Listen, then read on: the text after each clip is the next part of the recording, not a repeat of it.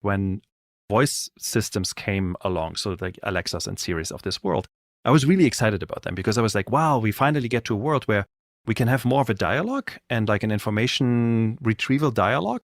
And then clearly that didn't happen. You're still like just barking commands at these systems.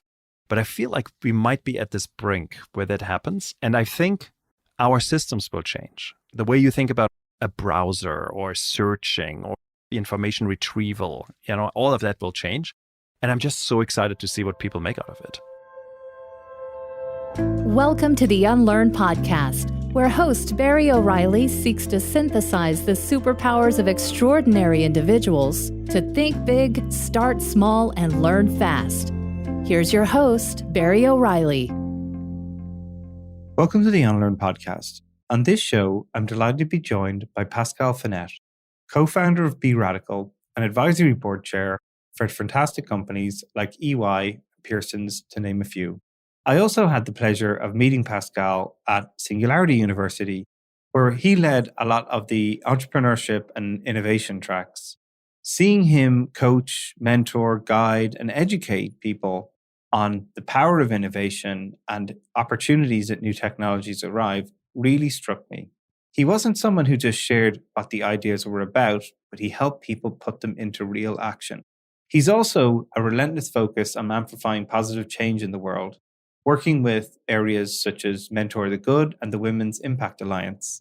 He was also a very early member of fantastic companies like eBay, Google, and Mozilla, and now has recently just released a book, Disrupt Disruption: How to Decode the Future, Disrupt Your Industry, and Transform Your Business. This podcast is a great dive into what innovation and how it makes it work. He's really explored areas like open innovation, finding his purpose, bringing communities together to work on emerging technologies. I'm sure you're going to get a lot out of this. I've always enjoyed every conversation I've had with him. He's also an avid shepherd fairy collector like myself. So let's hear how it got started for Pascal. When you look at my resume and in hindsight and with retrospect, I can tell you this amazing story, like this thing led to this, and then I did this, and like I set myself up for success to do this. In the moment, it never made any sense whatsoever. I always followed just my intuition in the moment, and I was always like, oh, this is interesting, let me do this. You mentioned and alluded to this, the two of us met at Singularity University, where I was relatively early helping them build their entrepreneurship and open innovation track. It's same thing. I happened to know a few people through some other connections of mine, stumble into this weird campus on the NASA Ames, facilities, pretty run down, kind of weird, looked like a space program in the 70s, but has not been updated since the 70s. And it just made no sense. I sat there and I was like, this is weird. I like it. I want to be part of this. Let me check this out, and then it was like, somehow I stumbled into it. So to answer your question, I think there's many, many points in my life where I probably by just saying yes and by being willing to say yes and also willing to take those risks and basically saying like, if it doesn't work out, it's fine. It really shaped my life. To this day, quite frankly, you would ask me to say what you're doing. I was like, none of that makes any sense to me, but it's fun. Yeah, I think there's something that's inherent in your personality. You're very actively curious. You're always willing to try things. And for some people, they struggle with that a little bit, I guess, sometimes. This even of just saying yes, like giving it a go, the unknown. You're someone who's always sort of been open to that. What helped you say yes to things? What sort of piques your curiosity that makes you want to go, this sounds like something that I'm ready to let go of what I'm currently doing to explore this new space? So there's things that you look for, like little signals that help you make that choice. A combination of things. So first of all, understanding, I believe there's some nature-nurture thing going on. I probably was always rather curious as a child. I'm the child of an entrepreneur. So my dad ran an engineering company. So the little bit of the risk-taking was always in the family. Also, and I want to be very clear about this. People don't see me on this podcast, but I'm white. I'm middle class. I grew up in Europe, in Germany. I've got a good education. So I'm also standing, and I'm acutely aware of this, on a massive pile of privilege, which allows me to do things where and I'm fully aware of this is not the reality for many, where you say, Absolutely. if it doesn't work out, it doesn't matter because I will fall onto my 2 feet. It's fine. At the same time, understanding is that privilege, understanding it as an opportunity which is given to me. I also feel there's an obligation for me to take that opportunity, right? Because it's there, so I better do something with it. This is Tim Ferriss who wrote this once. And it's a little crass, but he had this whole thing, I think it's in the 4-Hour Workweek somewhere, where he talks about if a risk isn't so big that you end up dead or totally destroyed in a wheelchair, there's no reason not to take it. And I actually really believe this. With a background like mine, I should take risks. There's an obligation, I think, to take risks, and it's fun. The thing I really enjoy you bringing up is though this sort of, if you say obligation in a way, or almost a responsibility. You are a very humble person and you recognize a lot of the opportunity that's been afforded to you for your situation. I avail of that too inherently in my daily life. But I think a really important part of that is, one, to recognize it and do something about it, and also help bring other people along where you can. Again, you've written this fantastic book, again, which shares your own insights about how you've tackled some of the challenges that are in face of you, which helps, again, gives people mobility in terms of understanding, education, and opportunity to get there. But this responsibility piece yourself, I think, is really interesting, right? Because even some of the companies you've chosen to work for have actually been around that, right? Like you worked for Google.org, you worked for Mozilla. These are very strong, community-driven type businesses, right? With real mission behind them. It's not like optimize customer clicks so we get more advertising dollars. These are some real mission, and same with Singularity, right? These are missions that are profound and bigger than any one individual. So tell us a little bit more about what attracts you to those types of initiatives, because they're all very interesting in themselves. Mozilla specifically, I'd love to ask you more about, because you were there very early in the beginning of like, let's change the way the internet is operating. Even when the internet was a relatively new thing, your idea of be radical, you were even trying to be radical, even in a radically new idea. So what were some of the insights from the community, maybe in the mission? How did that all help attract different types of people to create something bigger than yourselves? You and I, and surely many of our listeners here, have heard many, many times, like you need to find something which really gets your blood going. And as a company, we need to provide purpose, particularly when you talk about Gen Z and even younger Gen Alpha generations. And I have to say this, like, as someone who has lived this, I guarantee you it's 100% true. I could not see myself working for, as you mentioned, a company which optimizes clicks on it. And nothing wrong with companies which optimize clicks on the internet. It's just not for me. So I was always very attracted by companies which have a bigger mission, which also fits into my personal value system. There's strong values around accessibility and bringing people along and being inclusive. Mozilla is a good example where Mozilla really, on one hand, of course, is this, back in the day, this incredible tech company really trying to do something which is somewhat unheard of and impossible. Like compete with Microsoft against, back in the day, Microsoft Internet Explorer, this behemoth company, 98% market share, etc. But on the other hand, it was really about making the internet better and making it better for people and understanding at the very core of it that it's really about the opportunity the internet affords people. So there's an obligation for us to do this. The same, by the way, is true for eBay, which is rather interesting. When you look at eBay, in particular, I was at eBay in 1999, 2000, 2001, those earlier years, particularly in Europe. And you look at it from the outside, it's an auction house selling stuff. What we saw and what really attracted me to eBay was we helped these people sell. I was on the sell side. We helped these people sell stuff on eBay and make a living out of it. And probably for me, the most formative story I can tell you is I was at an event called eBay Live, which is this big seller event where they bring, people from all over the world together who sell on eBay. And I was working at eBay Germany, so we had these T-shirts on with a little Germany flag on it.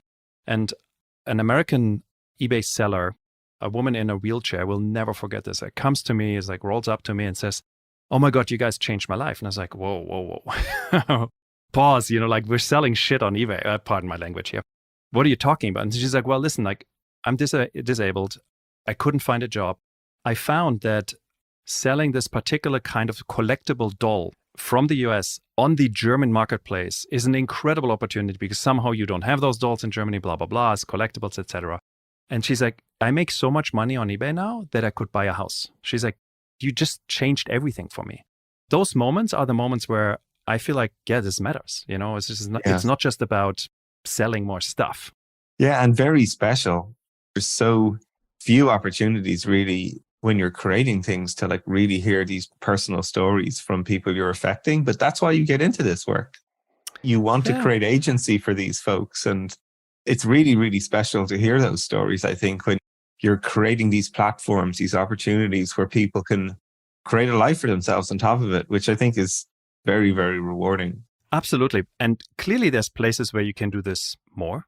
You mentioned your wife works for the United Nations. I mean, that's an incredible calling. But I also do think if you just think back to a random day in your life where you felt like really down, shitty, you walk into your local cafe and the barista just cracks a joke and is really nice to you. And it changed everything. Or you ate this sandwich, which was this amazing sandwich. Suddenly you're like, you know what? Life isn't too bad. So you can find these moments pretty much anywhere, in any job, in any profession, in any moment. Yeah. You're describing great customer experiences. And that's something I love. There's another aspect, I think, for your work, which is really interesting to me, is also exploring open innovation. That's sort of been another really unique thread through what I've seen you do. Can you explain to people, first of all, because open innovation, it sounds great, but often people are probably like, what the hell? Well, what the hell does that mean? And then could you just help give people a little bit, some of the examples to sort of how you started to bring that to life? Because I think it's fascinating. I always find to hear you share a little bit about that. Yeah, absolutely. So the basic idea around open innovation, and this has been around for, I don't know, decades now, goes back to people like Eric von Hippel, who was at MIT, is really about this idea that can you create a community of people? These can be your customers, they can be other collaborators, they can be people inside of your organization to help you build something together. That's the simplest version of talking about it. It goes back to, if you think about how the Amish, for example, built a church, right? Or like built a building. The whole village comes together, helps build the barn, for example, right? And at the end of the day, there's a big party and, you know, everybody shares into the fruit of the labor, but we're doing it because we want to help. And open innovation really is taking those principles and applying them to the world of quote unquote business. So give you an idea, you know, one of my favorite stories around this whole like open innovation story, Mozilla is a good example for this, where Mozilla has made its code, the workings of the Firefox web browser, open source, meaning everybody can see them. And then Mozilla invites people to say, hey, if you see bug, a mistake in it, or if you want to make it better, by all means, please do so. And do it for the benefit of all of us. You know, in the heydays of Mozilla, there's some really crazy stats about this.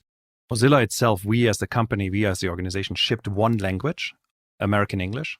The community translated Mozilla into 60, 70 plus languages because they wanted to have Mozilla in Dutch and German and, you know, whatever. And we just made it possible for them to say, hey, you want to have a Dutch version? That's great. Just translate it. Here's how it works. Something like 40% of the code base was written by volunteers, you know, so it's all these crazy statistics. Yeah. Again, it's one of these things I hear a lot of businesses really struggle with.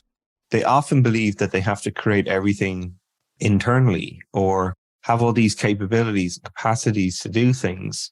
And yet what I often see is actually flipping some of these things on their head is it's this sort of contrary viewpoint often is by opening up your systems, you can actually create more. And that's often very difficult, especially for large corporates to think, right? They live in these worlds of we have to protect our intellectual property, or if people get access to these things, they'll use them in nefarious ways. And yet a lot of these sort of great breakthroughs I find is, especially more and more, is actually activating a community to help you create something more than any company, any team probably could create on their own. I see more and more of that pattern starting to emerge in these new technologies that are sort of starting to enter the fray, whether it's projects funded through NFTs, where teams come together to build great ideas and they can self-fund by just creating tokens and doing it. Like really fascinating types of models starting to appear. So for you, as you're sort of someone like always digging around in this space, what are some of the new emerging sort of trends that are jumping out to you that you're sort of like getting kind of excited about or you're following? I think it's interesting. I want to make maybe just like one quick caveat around this. So there is good reasons why you want to keep something under wraps. Like sometimes we develop something which is our intellectual property, and that's really the value, and thus you keep it under wraps, which is totally fine. I think the second one is it's not just enough to say, well, let's bring the community in. You need to actually give them a reason for them to be part of it. So if it's just and I've seen, unfortunately, many projects do this, the approach of we open up, help us build this thing. And oh, by the way, we are the people who benefit from this. And, like you get crumbs. That doesn't make sense, which is interesting because what you just brought up, for better or worse, like some of these Web3 technologies, we're talking about NFTs, or particularly fascinating, I find decentralized organizations where like communities come together, essentially create voting pools, really collectively determine where this goes. I look at this and I find this just deeply fascinating for the simple reason that I don't know where it goes, but it's an interesting experience and experiment in the human psychology, right? It's like, are we as humans actually capable for long periods of time to self-organize without quote unquote leadership? The jury is out.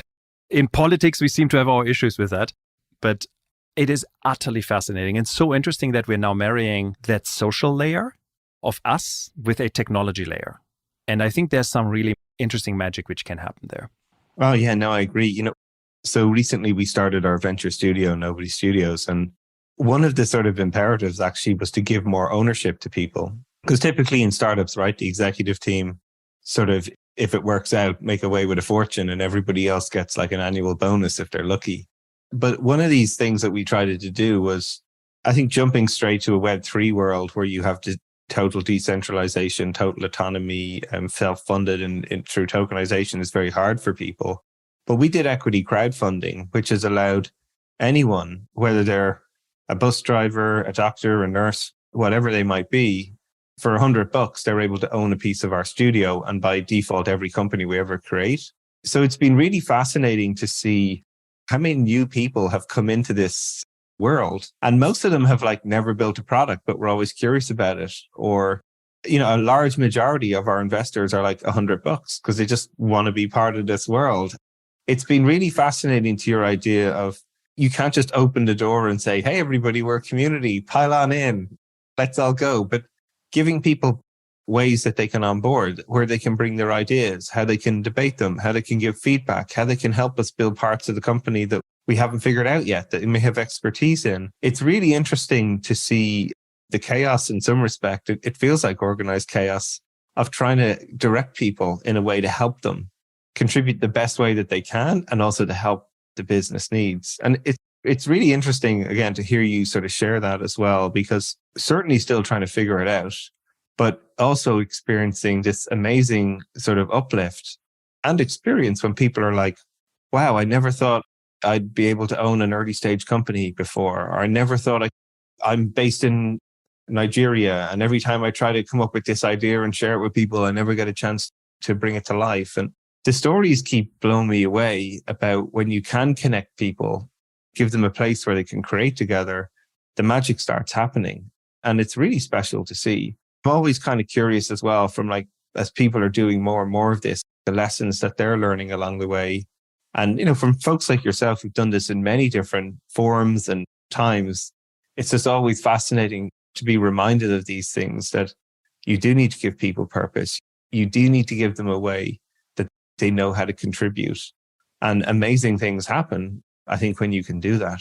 Yeah, absolutely. And I think you've really beautifully summarized this whole idea. Is like, it's really about touching the humanity of people. People want to build. I think that's human nature. And I found this throughout my career over and over and over again. If you give people a shared purpose, something where they can see themselves, they want to be part of, and they can also see how they can contribute and what their contribution actually brings to the table, people rally. I mean, we see it over and over again. We see it in our communities. And I'm so happy to hear that you're doing it in a venture studio. That's really rad. It's awesome. It's always fun. But I also want people to sort of see even what you're doing today. So One of the things you've been building for the last while is Be Radical, which, like, obviously I just love the name of the company anyway, but it's this place like where people and organizations can really discover like what matters for their future and how they can go and sort of transform. Can you share a little bit with people what inspired you then to sort of start this, right? Because you've sort of been involved in lots of companies that you've brought this together for. Now you're doing this and you're bringing some really great people together to make it happen. So can you share a bit about that and what inspired it and what's on ahead as the future unfolding for it? Yeah, absolutely. So particularly when I was at Singularity University, the two of us, we did a lot of helping people to see the future differently, really understanding what could be in the future, particularly when it comes to... And you're brilliant at it. Yeah, exactly. Yeah, Thank you. I think you're very good at it. But, everybody at Singularity was about this, right? It's like in our specific ways and specific areas of expertise, really talking about and exploring what could be, particularly when it comes to technology, enabled by technology. And what I always found really fascinating is the question, not only getting people to see what could be, but also get them to then build it. Because I think there's an interesting gap between, I can see the future, but I can't see myself in the future. Or I can see the future, but I don't know what to do about it. And that was always the thing which really like irked me. I was like, I really want to get there because that's where the magic happens for me. So we decided to build essentially a company around this. And there's an interesting origin story to this, which is I met this entrepreneur, Ron Shake. He's the founder of Panera Bread. It's a healthy fast food chain in the United States, sold the company for just incredible amount of money, $7.6 billion. And I saw him at a conference where we both spoke. And he said, when we talked about, how did you do this? How did you build Panera? He just like summarized this beautifully. He said like, listen, Pascal, at Panera, our approach has always been to discover today what matters tomorrow, and then to transform our company into a future that is unfolding before us. That sentence stuck with me because I was like, wait a sec, unpack this. And you're like, okay, discover today what matters tomorrow is really understanding what the future could be. And then transform the company into the future you now can see. And I think that's the most important thing is like, on stage, I like to tell people that I think we've got this really interesting linguistic challenge, which is we talk about the future as if it were a singular predetermined path. The future, it's like it's done. It's like that's the road. This is Highway 1 and you drive to LA. And I'm like, no, that's not true. It's like there is no singular future. There's just like an endless amount of possible futures and we choose which ones we want. And I think it's really important for people to understand that and internalize this and then build. I think one thing that always stood out to me, like you're a fantastic communicator of these ideas and funny as well. Like you always have great examples that sort of make these things real for people. But you are a builder and you would always run these great sessions where people could actually experience the technologies, where they could plug things together and sort of get the earliest seed, if you will, of what IoT could actually mean for their business. And I think that's a really important part, even as you're describing here, is it's great to have the vision and the perspective, and this is where it might look like. But pairing that with the action, which is something I've always seen from you, to make it real for people, is then they can actually sort of get that first taste of the aha moment of what these technologies, when they're paired together, when they're used in different ways, the effects they can actually have on people's businesses. I think that's a really important part that I agree is often missed in many contexts. It's pontificating about what could be, and people leave more confused, if they will, rather than with clarity. Or when you give these people, and you design these really well, opportunities to experience the action side of getting the information and then taking action, there's a much stronger aha, I think, on the other side. So can you share just like one or two little examples of the kind of little experiments you help people run? Because they're always kind of fun and fascinating. And I think it's good stuff people could start trying themselves as they're listening to this show, thinking, how could they make some of the ideas and innovations they're seeing real in their own companies? Yeah, absolutely. And I learned this, I'm standing on the shoulders of giants here. I learned a lot of this insight and the approach from a gentleman called Tom Chi, who's one of the co-founders of Google X and led the design thinking part of Google X. And he told me two important things. The first is, he said, Pascal, really need to understand that action leads to insight more often than insight leads to action, which describes exactly what you just described, Barry, which is this idea is like, we've got all big brains. We can all sit there and like think about things, but they often don't move forward. They don't go to action. Whereas if you do something, you actually learn something. And that insight then generates often, further action. And then the second thing I learned from Tom is really this question of when you try things out, and he called this rapid prototyping. It's this idea that asking yourself the question, what is the cheapest, easiest, quickest way to test your assumption? Because very often it's like too high fidelity.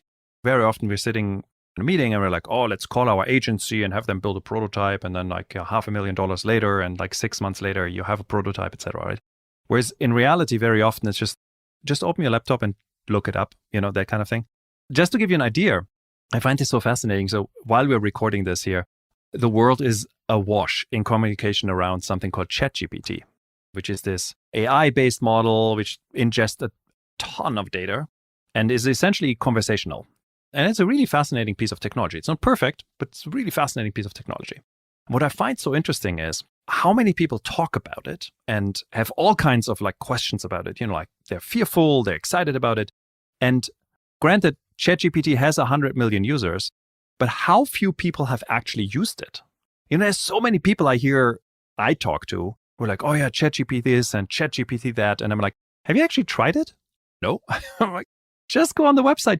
You can open an account for free. You can use it for free. Just spend an hour with it. Just type stuff in and see what it does. And you realize quickly, some things it's utterly brilliant at. Other things it's just like, whoa, wait a sec. This is weird. But just do it. So again, like action leads to insight. My encouragement is, and I get it, we're all busy, but just find a little bit of time to play with that stuff. Even if you don't feel you're a technologist, often you don't need to be. I think this notion of play and actually putting time aside to explore is actually really important. It's so funny. You're making me laugh sharing that story because I think I've experienced the same scenario about 1 million times where I've read more about or heard more from people's pros and cons of ChatGPT. And I'm like, how are you applying it? Have you tried to use it on anything? Or I seem to be in every meeting. It's like an answer for everything at the moment where I'm like, oh, we'll just give it to this chat and it'll tell us exactly what we need to do. I'm like, oh my God, it's hilarious. But listen, just, for you, like you really are, again, continuing to like find these areas, these sort of unknown corners and bringing them into action and reality. What are you most excited about when you look ahead now at some of all the innovation happening? Is there one area that's sort of really piquing your curiosity most at the moment that you're digging around in? That's a really good question. I'm a computer science guy by heritage and training.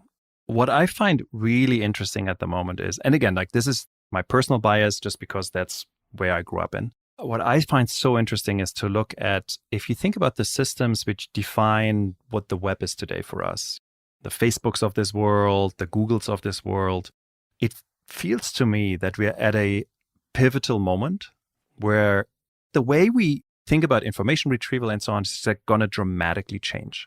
And the thing which, just to give you just like one simple example, like one of the things which really just blew my mind the other day was with these new ChatGPT, these new AIs, it's really about how do you craft the prompt? So how do you craft the question? Which is really fascinating. It's actually not about the answer. It's about asking a better question, which, you've been preaching forever. So the really fascinating thing I found was I saw someone create prompts which allow you to summarize scientific papers, which is beautiful because it allows me to like not read the 20-page paper, but get the summarization. And one of the prompt cues he put in there, which I didn't think about and I thought is brilliant, is asking ChatGPT to name 5 questions we should ask the authors of the paper. So become inquisitive about the paper itself. So not just summarizing the paper, but asking like, what are further questions we want to ask? And I've applied this to a couple of papers I recently am reading in the space of economics. The questions were brilliant. I'm like, this is incredible because it helps me think. It becomes this like interesting, like two-way communication. And the irony of all of this is, and Barry, you might remember this, like when voice systems came along, so like Alexas and Siris of this world, I was really excited about them because I was like, wow, we finally get to a world where we can have more of a dialogue and like an information retrieval dialogue. And then clearly that didn't happen. You're still like just barking commands at these systems.